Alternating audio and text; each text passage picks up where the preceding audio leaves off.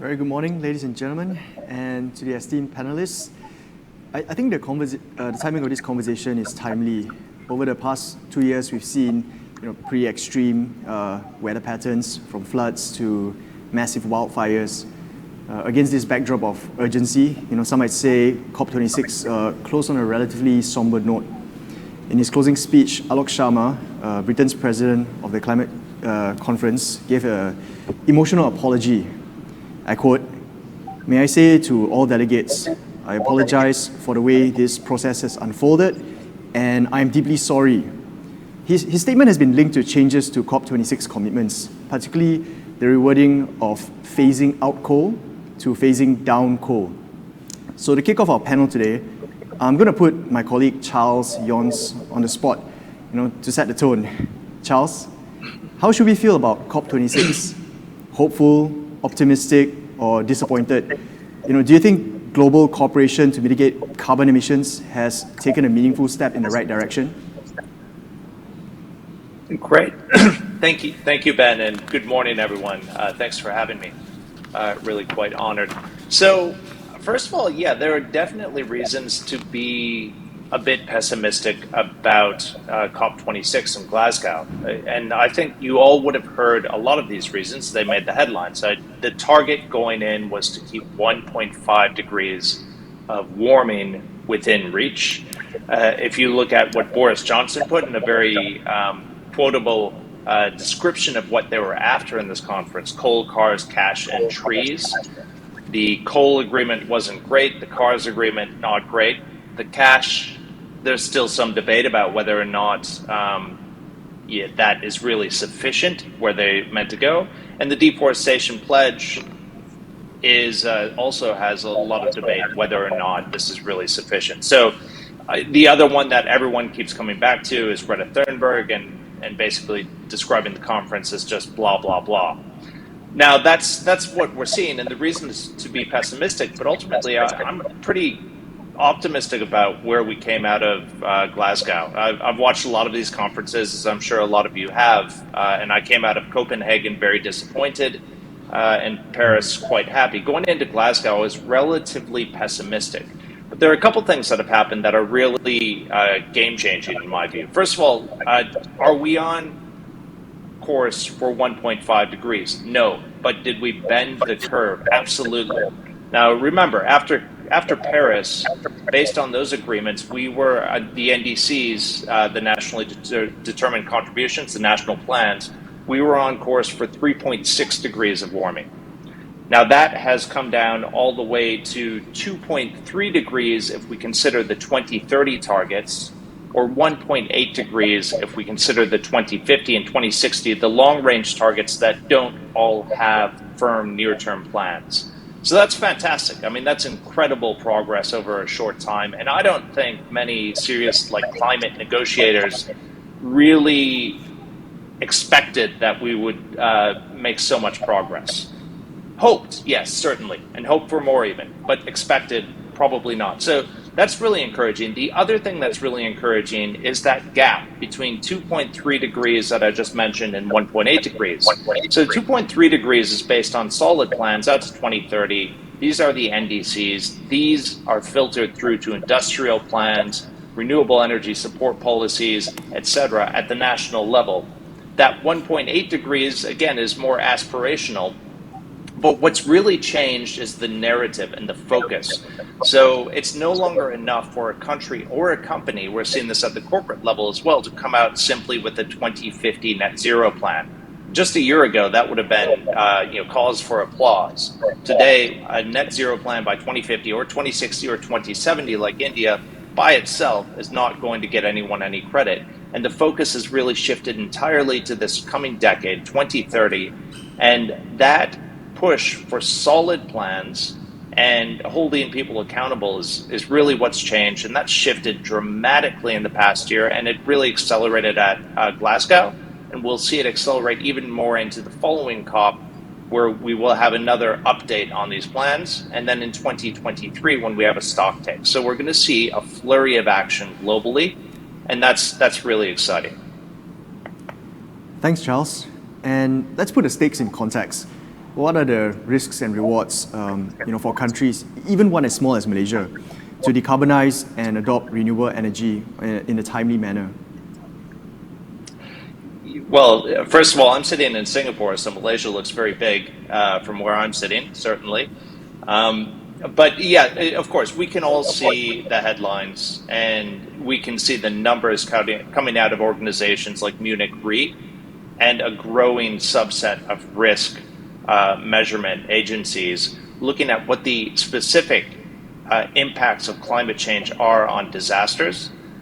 So as we look at the fires in Western US or in Australia just before COVID, we look at the flooding from typhoons, and we can see these numbers coming up very clearly. And again, I think Munich Re is the kind of standard that many people come back to with regards to where this is happening. And the idea of 1.5 degrees, we're at 1.2 degrees already. So on one hand, we can already see this impact. 1.5 degrees will limit the increase. But when we jump to 2 degrees, let alone 2.4 degrees where our solar plants are now, you see it's not a linear relationship there. So we see an exponential increase, sea level rise long term, but nearer term changes in precipitation patterns, obviously more flooding, more drought, and thus more fires. And that's really kind of what we're trying to prevent. But I think the key here is that a lot of this is only just starting to get measured.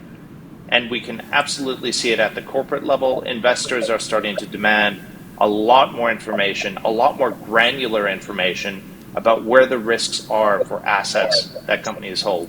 Whereas previously, I think they could get away without really doing the hard work there.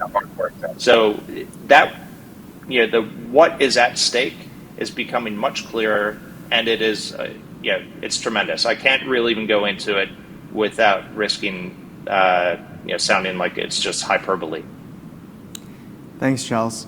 So, Malaysia, as part of the 12 Malaysia Plan, has announced high-level aspirations to be carbon neutral as early as 2050. So my next question is for T.S. Shamsul. How big a role does renewable energy play in Malaysia's decarbonisation ambitions? Thank you, Ben, and good morning to all from MJTC. Now, Malaysia has made an announcement and aspire to be a net zero greenhouse gas emission nation by 2050. This is a very bold move indeed, but the right move.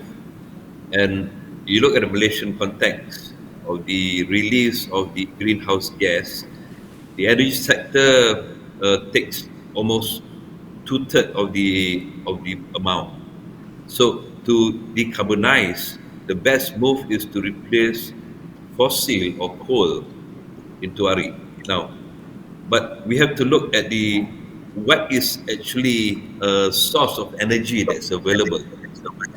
We have 6 sources of energy. We have geothermal, we have tidal, we have fossil, we have solar, we have nuclear, and salinity gradient. Currently, Malaysia are looking at RE, which is 31%, as announced by the minister. Currently, this is now, and the target is to achieve 40% by 2035. And what are we looking at in terms of RE?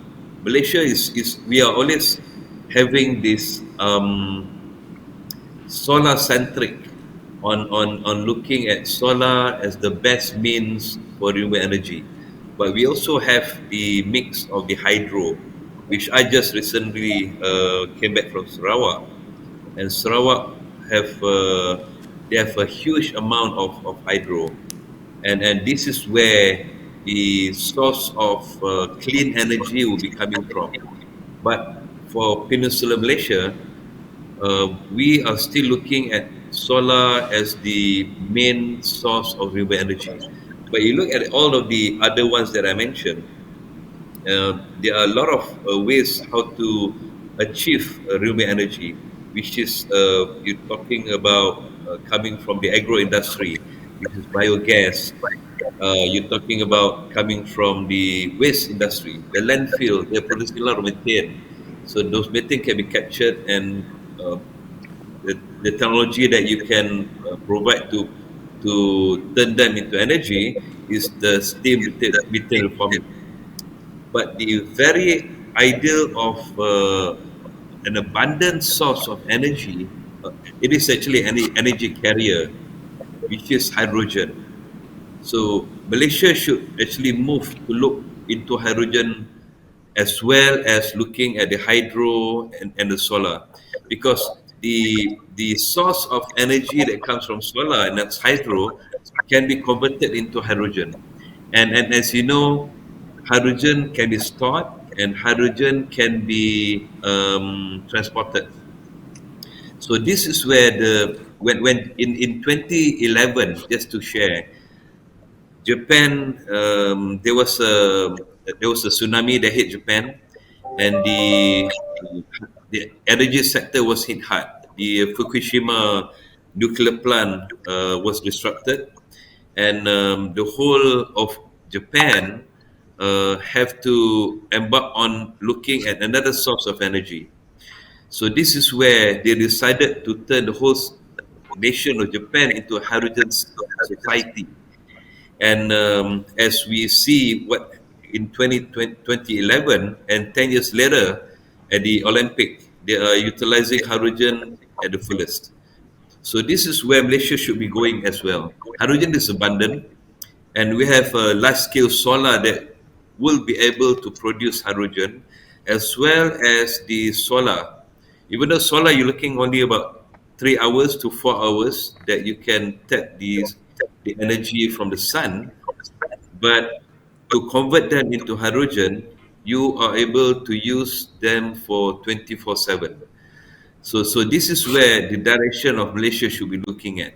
Not only utilizing hydro as you have for electricity or solar for electricity, but to look at hydrogen in the mix so that you are able to store the energy, you are able to transport the energy, and you could be replacing most, if not all, of the power plant to be converted into hydrogen. And as what the Germans are doing, as what Japanese are doing, this is the shift that we need to be embarking upon. This is the shift that Malaysia should be moving forward. And clear enough and good enough, by this month, the Ministry of CASA as well as MOSTI, we are coming up and we'll be producing the hydrogen economy roadmap. So by the adoption of the hydrogen economy, we would be seeing more and more of the renewable energy being used and utilized in Malaysia. So this is the way that we would be working upon on how to decarbonize the nation.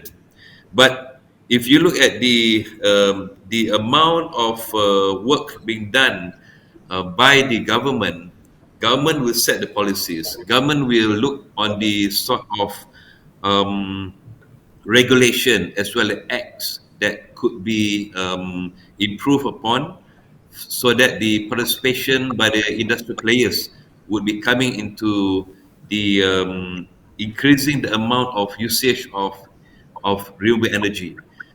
So the changes of the policy, the improvement of the regulation and acts are very important for the players to come in. And by the coming out of the hydrogen economy roadmap, we are hoping that the buy-ins from the industry players would be tremendous. Um, would be to amplify the involvement of them. And we also would encourage the FDIs, the foreign direct investment, as well as the domestic direct investment to be poured into the utilization and the implementation and the setting up of the renewable energy in Malaysia. Back to you, Ben. Thanks, Shamsul. And maybe just to elaborate a little bit on that, what are the key stakeholders we need to think of, and how does each one fit into the role that they have to play? Okay. I would go back to the understanding on what is economic sustainability. um, economic sustainability is not only for a nation, but also for industry players. And the best way to look into economic sustainability is always the referral make.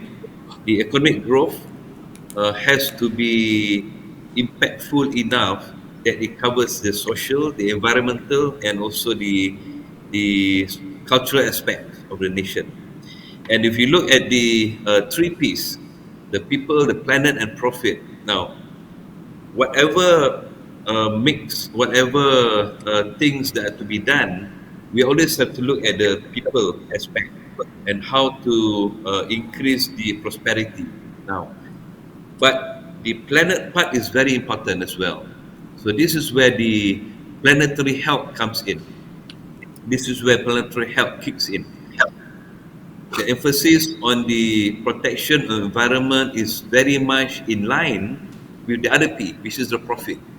If we are able to reduce whatever energy usage in our operation, in our buildings, for example, then we would be looking at the profit.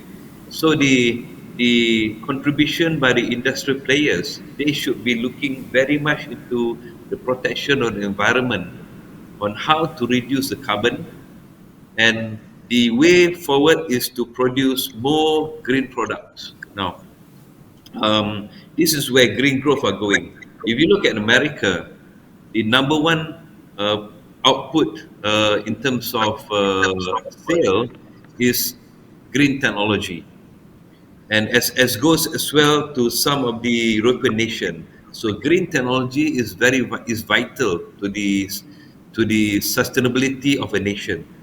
Malaysia should look inwards on improving the innovation aspect, as well as producing more green technology.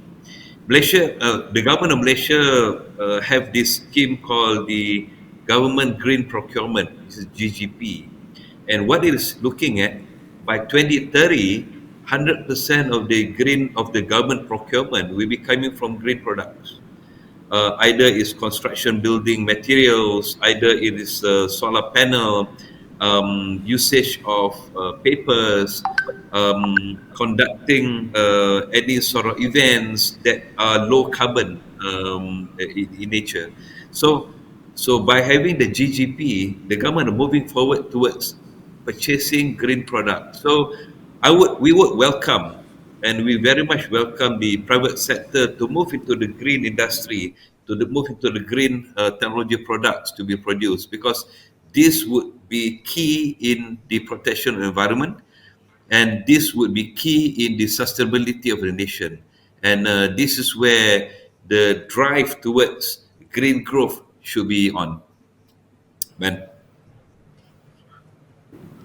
I'm now going to pass the next question to TS Steve. So I think it's important as part of achieving some of our renewable energy targets. Energy efficiency, lowering energy consumption that's wasteful, is part and parcel of a more holistic approach when it comes to decarbonization. How important do you think this is? Yeah, thank you very much, Ben, and thank you very much.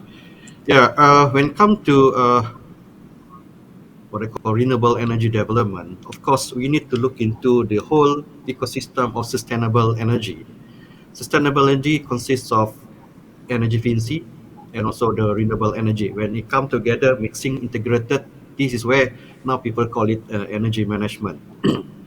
If you look into the target, the government target to reduce 31 to have energy mix, renewable energy mix 31% by 2035. It is a look back to the formula. How the formula is actually renewable energy, total renewable energy divided by the total energy generations. And these energy generations consist of generations from the fossil fuel and generation from the renewable energy. And these energy generations actually will be back to the demand, the energy demand. So meaning to say, if you want to have a bigger portion of renewable energy, we need to control the demand. And the one way only control the demand is energy management, energy efficiency. So it is like I'll always use an example analogy like if you have a bucket of water, you have 4 gallon water come into the bucket in 1 hour. But at the same time, your bucket is leaking. Maybe you have a 3 gallon water leaking at the same time. So meaning to say the water level in the pail, in the bucket, is not going to be full. It will always not enough. So if you address the leakages, say from 3 gallon per from 3 gallon to say 1 gallon or 2 gallon leaking, but the same amount of the same amount of 4 gallon water to the bucket, the water level will increase in the same to the renewable energy. So while we are addressing to have increase of renewable energy capacity, but at the same time we don't forget about to control the demand, because otherwise, if you didn't control the demand, forever the goalpost will keep moving, and the energy mix maybe we can have difficulties to achieve in futures. So I think it is back to again. This is where the energy efficiency also play a role, important role in what I call helping the renewable energy, total renewable energy mix target that we want to target 31% or 40% by 2040. That actually the area, yeah, analogy, Thanks. something like that. And to follow up on that, how will we encourage adoption, of energy efficiency? Okay, normally we back to the demand, energy demands. Is in Malaysia normally we have buildings, we have industry, and as well as the processor and so on, transportation and so on. But for building, this is where normally we always look into to have energy efficient building. The government has started the energy efficient building back in year 2000s, where the building can be designed to be energy efficient. In Malaysia, we already have available standards that the professionals can look into, the developers can look into, like the nation standard MS 1525, code of practice use of energy efficiency and renewable energy for non-residential building. I mean, to make the building energy efficient. Example of a super energy efficient building is like the former Ministry of Energy, the Leo building, which is reduced about 56%. Green tech buildings is also a good example. In total, energy efficiency is reduced 70%. With renewable energy, 15% is increased up to 86, and now it's already 90% of total reductions. The Energy Commission building, the Diamond building, also one of the example by energy efficient building design achieve about 60% energy reductions. This is the example. A lot of example now, people moving towards that, even towards the zero energy. So that is on the building side. And then for the industry, this is where another area to tackle, because in industry, they have more than 12 sector: iron, steel, ceramic, food, semiconductor, plastic, fiber, and so on. So each of these industry have different way to tackle the energy consumptions in terms of the operations as well as the demand. So I think that actually looks into numbers of way to tackle in terms of energy efficiency. Yeah, Thanks, Steve. Beben. So I'm going to pass the next question to Charles. Let's dangle a bit of a carrot here. With the right ambition and the right policies in place, do you think a decarbonized Malaysia, would be more attractive to foreign capital investors, if we have the renewable energy available for industries? Yes, of course. That's an easy question to answer on a very basic level. Yes, absolutely.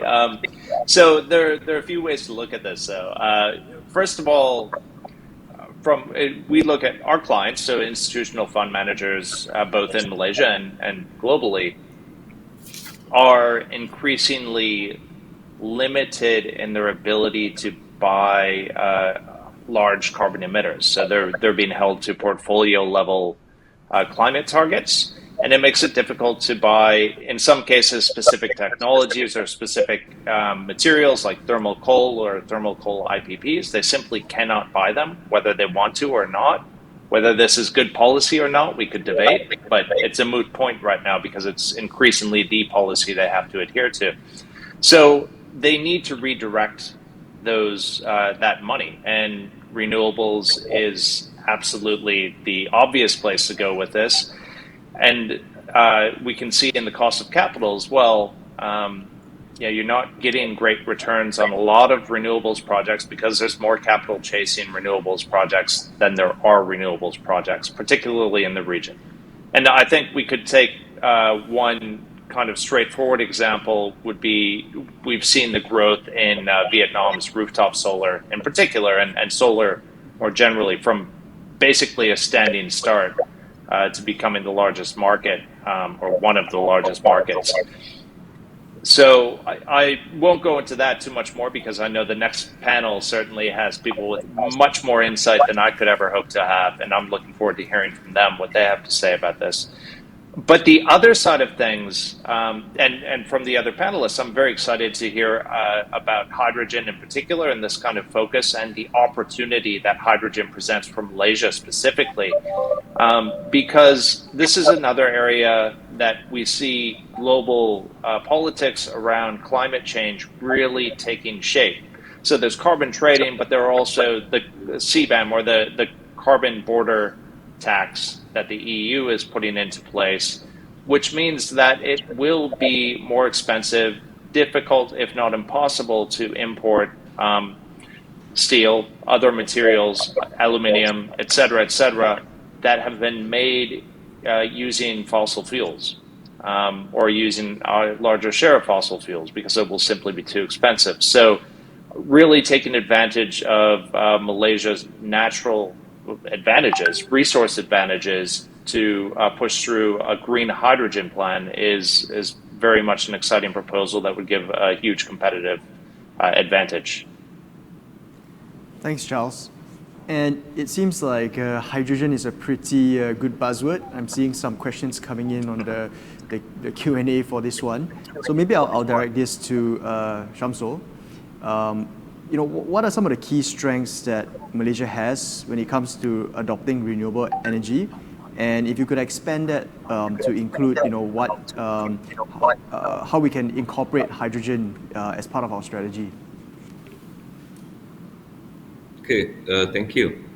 I'm glad to hear that there are a lot of questions on hydrogen, because this is it is not the in thing, but then again, the exposure of utilizing hydrogen as an energy carrier has increased tremendously, and a lot of nations are embarking on it.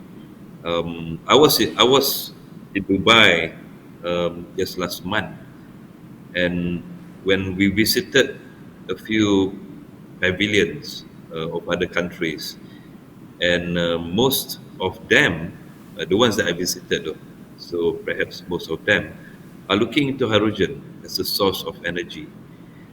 So this is how the direction of the global community are looking at how to decarbonize, and the best means for countries that are low in the solar or the sun intensity would be looking at other means.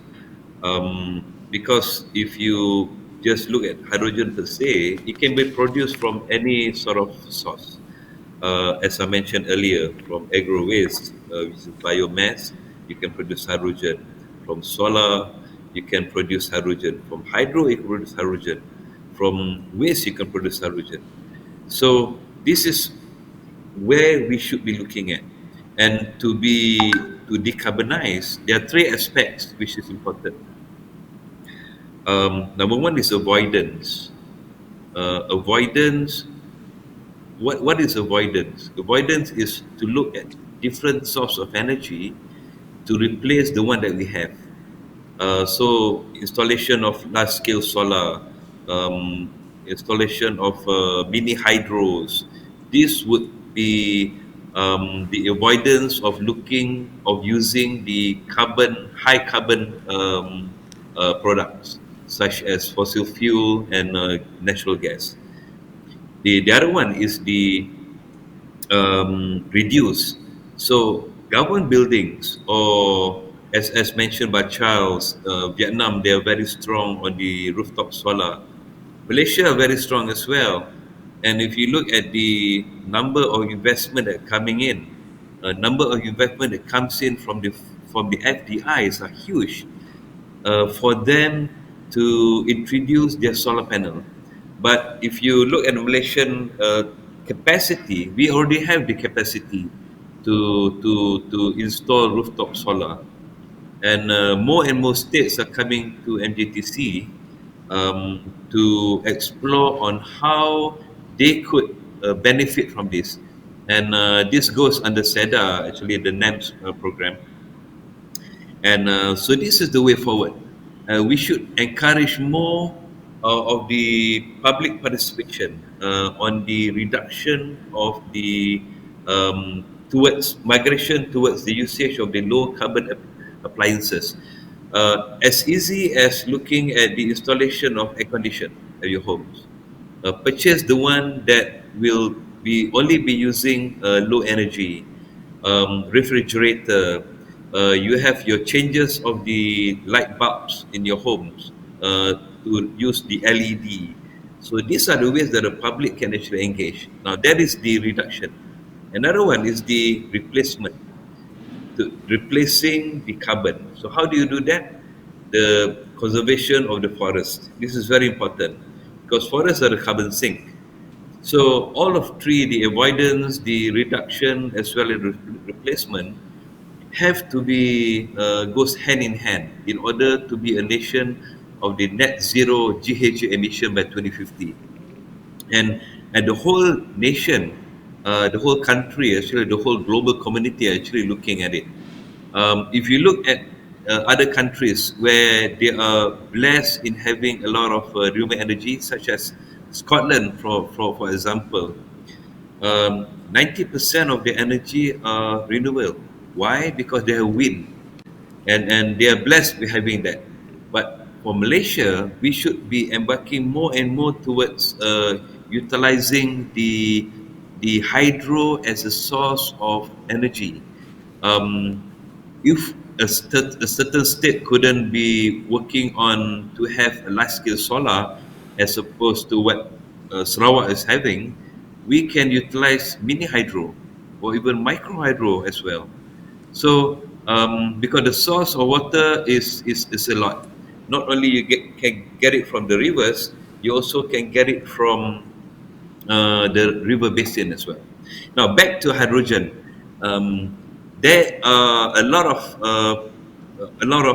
opportunity in Malaysia to produce hydrogen, and because we have the resources. But one of the hydrogen production that is lacking is OTEC.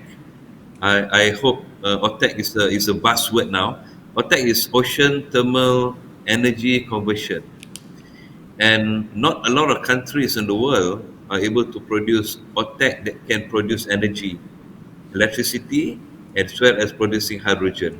Now, in Malaysia and also in the tropics country around the world, the differential between the temperature of the ocean as well as the depth of the ocean is huge.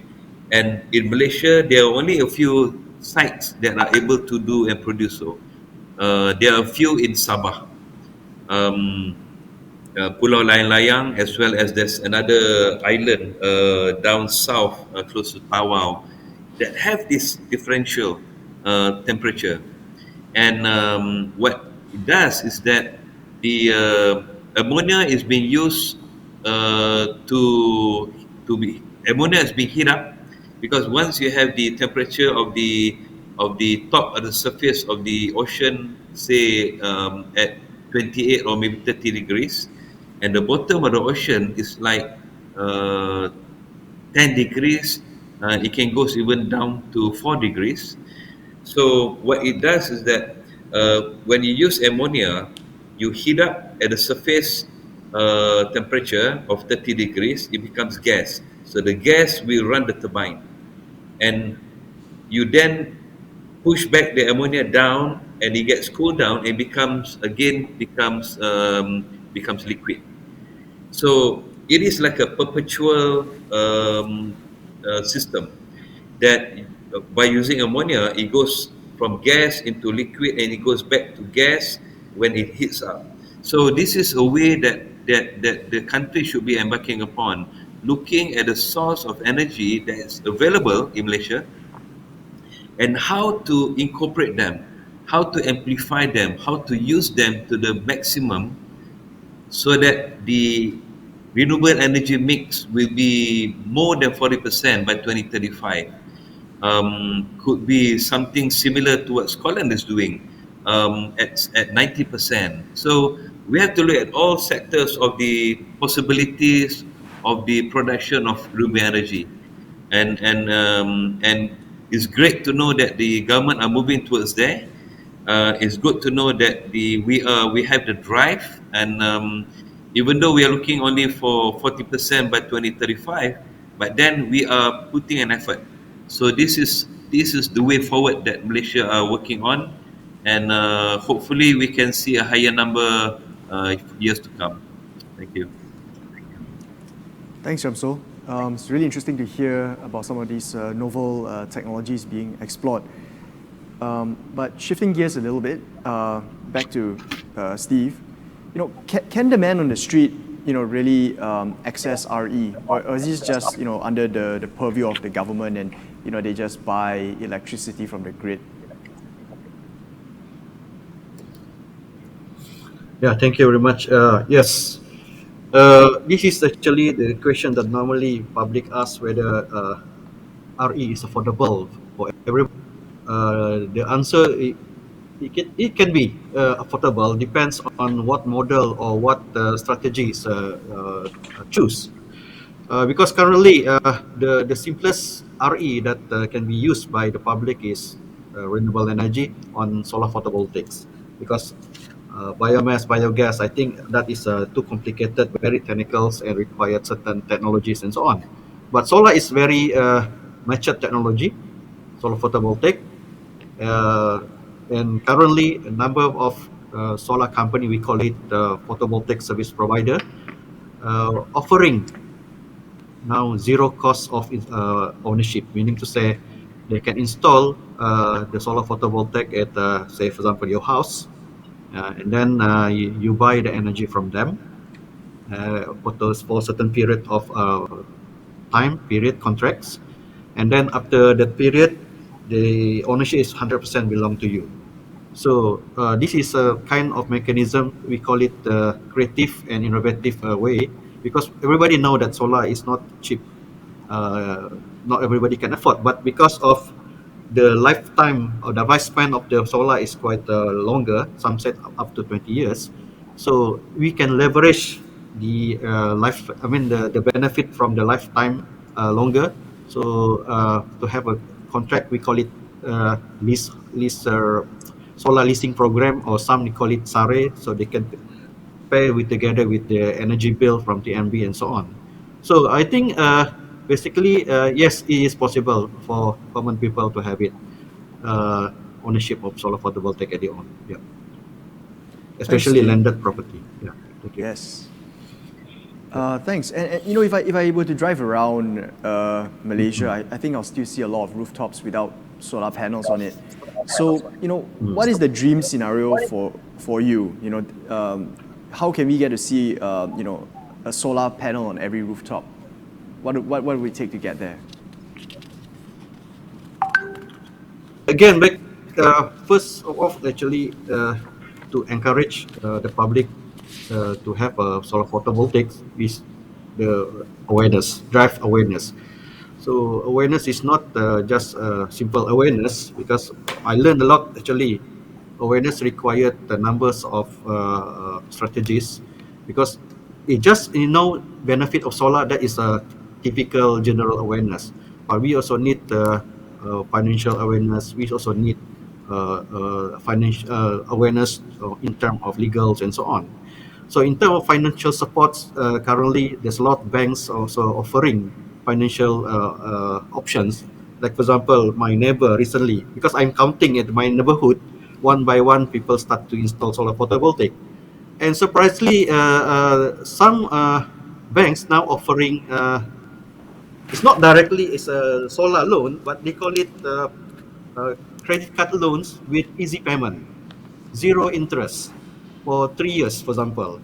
And then now solar photovoltaic is quite, I mean, the price is not like last time. I remember last time when involved in the green technology MGTC building, the time per kilowatt is about 32,000. Now it's already dropped to 4 to 5,000. And then if they install, for example, like for 4 kilowatt or 5 kilowatt, for example, it's within 20 to 30,000. So if they get loans for 3 years, easy payment, so meaning to say monthly they'll only pay what they call very lesser compared to if they just buy previously. Okay, that is the way that the banks currently provide. And some I've mentioned just now, the solar company also offering the same what they call leasing mechanism, so that everybody can afford. Yeah. So I think that is one of the area that can helps public to have solar photovoltaic on their roof. And second is the like paperwork. Last time, if everyone wanted to install, uh, they may don't have what I call technical capabilities. But now, because of the government have this, last time was feed-in tariff, and now the net energy metering, and also the solar company also now available a lot, and more competent and so on.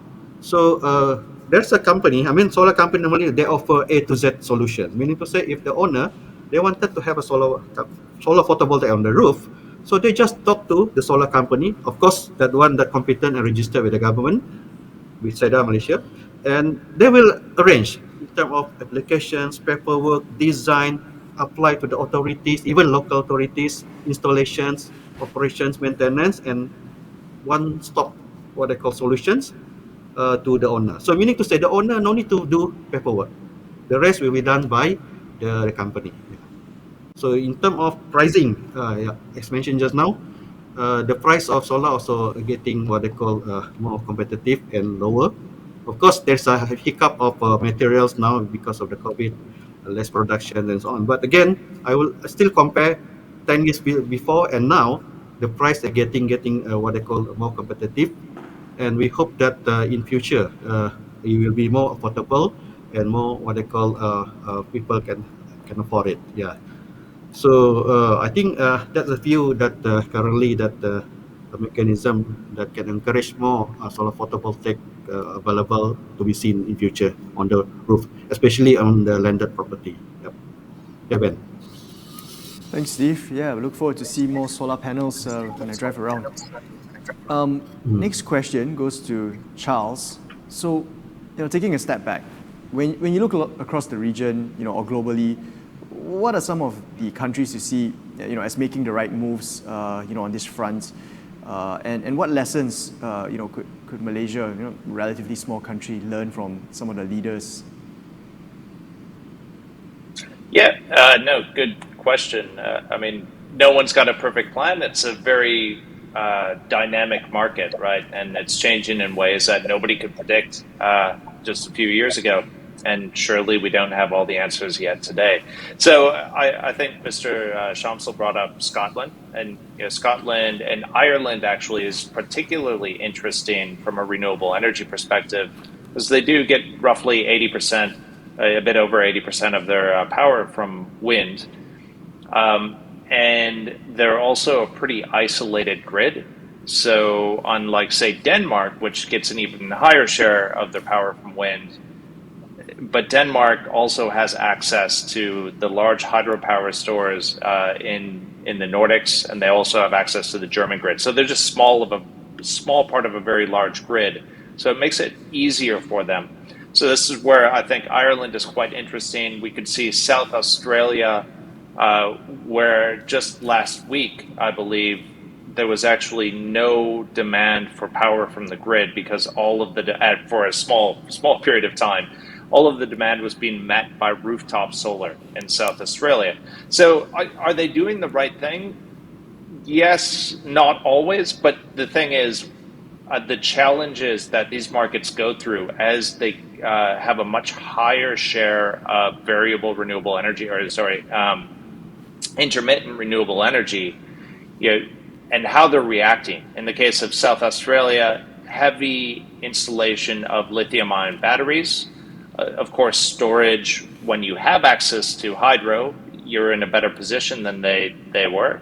But they've been extremely successful in using relatively small lithium-ion batteries versus the overall size of the grid, very large for lithium-ion batteries. They've been able to manage the peaks and troughs of solar power very effectively and very securely.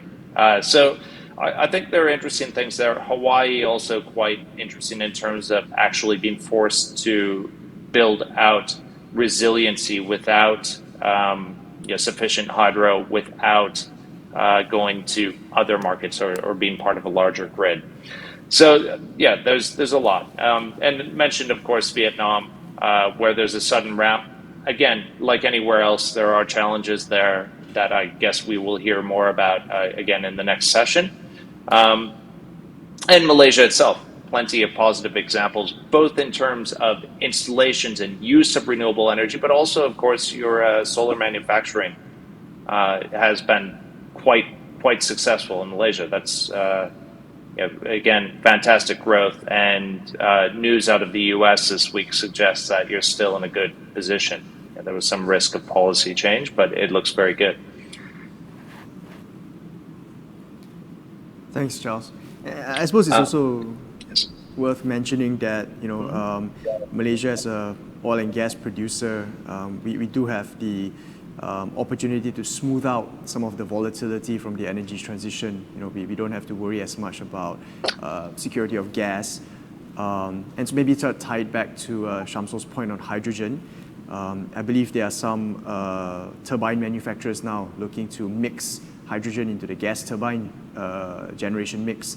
So that's one way we can utilize hydrogen as and when we get the supply and demand sort of balanced up. So maybe another question for Charles. Do you think incentives, penalties, and subsidies, are enough to drive the outcomes we want? And again, taking some cues from the global context, right? Or do we have to realign market incentives, policies like carbon taxes, carbon credits, some of which have been announced as part of the longer, decarbonization roadmap in Malaysia? Do you think those could be more meaningful to drive that change? Yeah, good question, and this will be an ongoing debate as well for a very long time, of course. So, first of all, carbon taxes, this is always the preferred policy selection for economists, but politicians globally, I'm not speaking and cannot speak for Malaysia specifically, but globally tend to shy away from this because the people that are electing them are not keen on taxes. So carbon tax always seems like something that economists bring up, but it doesn't ever work, even though it should. Carbon credits and carbon trading plans, absolutely. I mean, this is one of the areas where we saw substantial advances at Glasgow. Still a lot of ground to cover, but incorporating carbon trading, carbon credits, particularly for those industries like steel or like cement, like shipping, where it will take a long time to decarbonize. And in the meantime, and not even technically, not all of the pieces of the puzzle are in place. So they need a way to decarbonize. They need a method to get that last mile. So carbon credits are absolutely crucial there and incredibly important. So that would be valuable. The overwhelming majority of this is going to come, though, from those first points. The incentives, for renewables, for energy efficiency in particular, which is, as Steve pointed out, I think an often overlooked and actually a very high return, financial return area to focus on, and subsidies. And then, of course, coming back to Malaysia's solar manufacturing and the global solar manufacturing and the cost curves that we've seen for solar, that we've seen for wind, that we are now seeing for batteries and EVs, and starting to see for hydrogen electrolyzers. So Malaysia is part of that, but really that's the global market, and Malaysia, like everyone else, is a huge beneficiary of these cost curves. And simply incorporating these cost curves into planning and considering that they're there would give Malaysia a huge leg up on a lot of other governments around the region. Thanks, Charles. So we're just about coming up to the hour, and I'm just going to dive into a couple of questions that's come up in the Q&A. So we have a question here on EVs, since you mentioned EVs a little bit, Charles. So the question is, do you think EV plays a critical role in decarbonization? And I suppose to tie it back to the renewable energy theme, right? EVs are going to put a bit more stress on the grid and probably emphasize that importance of building that renewable energy capacity. I think this is maybe a question for maybe Steve or Shamsul. Would you be keen to jump in on this one? Can I jump on this? Yeah, sure. Go ahead. Okay. We have been driving, MJTs have been driving the EV market for quite some time. And under MJTC, we have installed more than 400 charging stations across Malaysia, as well as in Sarawak. The recent announcement made by the Honourable Minister of Finance on the incentives provided by for the EV industry, there wouldn't be any more excise duty tax, as well as the road tax have been abolished, and the government will subsidize 2,500 back to the consumer who install wallbox for the charging at their homes. Now, this is where the nation are working on to ensure that there will be a migration from ICE to EV. Even though now you're looking at the EV coming from electricity and electricity coming from perhaps a power plant, coal-fired power plant. But once we have moved towards the 40% mark on the RE, more and more of the acceptance for those who are still not convinced that EV is the way forward to have decarbonization, this can be solved. But we will encourage the public to move into EV as fast as they can. If you look at in UK, by 2025, 2026, you couldn't be driving ICE on the road any longer, and you wouldn't be selling ICE anymore. So where Malaysia are heading, we are also getting towards there. By 2030, 100% of the government fleet will be electric vehicle. So before we get to that target of 2030 or 2025, 50% of government fleet will be electric vehicle. The public should adopt, and the early adopters, even though they are still skeptical about it, rest be assured that the government and the MJTC, we will be installing more than 2,500 charging stations across Malaysia. So there won't be any anxiety of not charging your vehicle as you reach a certain destination. So this is where we're heading, and the actual target is actually 10,000 charging stations across. Because we look into EV as the means to reduce the carbon. And bear in mind that 25% of the energy mix of the release of the carbon coming from the transportation industry. So this is where the emphasis should be on, and this is where the public should take up the opportunity to move into EV as fast as we can. Thanks, Shamsul. Thank you. That was really interesting. So we are just down to a couple more minutes. Maybe I'll pass it to Charles to give a couple of closing remarks. Set the tone for the next panel.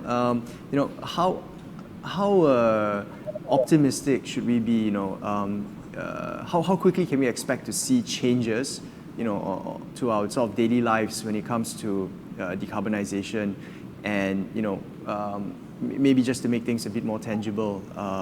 do you think that people should be excited about the things that generally governments, industry, and options available to consumers that's becoming rapidly more available? Yeah, good questions. Naturally, I'm optimistic, and yeah, it really is coming back to the opening remarks. The fact that policy is driving faster and faster, and it's a real tangible increase that's really occurred over the course of the past year, despite COVID. So that policy push to accelerate decarbonization, that should be exciting for a few reasons. I mean, first, simply the growth, the economic opportunity. So all of these things that we've been talking about will require CapEx, will require new OpEx, will require engineers, will require new skills. And that's an incredible economic opportunity. Of course, that's something that comes down in policy as well. So the jobs element. Two is really when you do get into specific items. Both Steve was talking about the opportunities for cutting costs today through energy efficiency, through better energy management. So those opportunities that are there and the improved kind of ability to easily see how much money you're saving with a more energy efficient air conditioner, et cetera. Like these are things that are happening for consumers, and of course, electric vehicles. And so those sorts of products are exciting. Look, getting your power from solar or from a coal-fired power plant as a consumer, it won't make a whole lot of difference. It's an electron as an electron, but yeah, you will taste it in the air, I suppose, a little bit. So yeah, those are the things to get excited about. But again, coming back to really this acceleration and the fact that over the course of the next 12 months, we will see in Malaysia, as already discussed, but really globally, we'll see a fleshing out of these kind of high-level plans to achieve X emissions reductions by 2030. We'll see what this means for different industries. And that's when it comes down to the corporates, and that's where it comes down to the opportunity to finance these things and the opportunity for jobs. So yeah, I think, and above all as well, the tremendous decline in costs and the fact that we're starting to see the same thing that we saw with solar with hydrogen electrolyzers, that's truly exciting. So yeah. Thanks, Charles. I think this has been a fairly optimistic panel, although I know we kicked it off on maybe a bit more of a somber note. Can't help but feel a bit more hopeful about the future. Thanks everyone for your time today. Really appreciate it. Welcome. Yeah, have a great day. Thank you, Ben.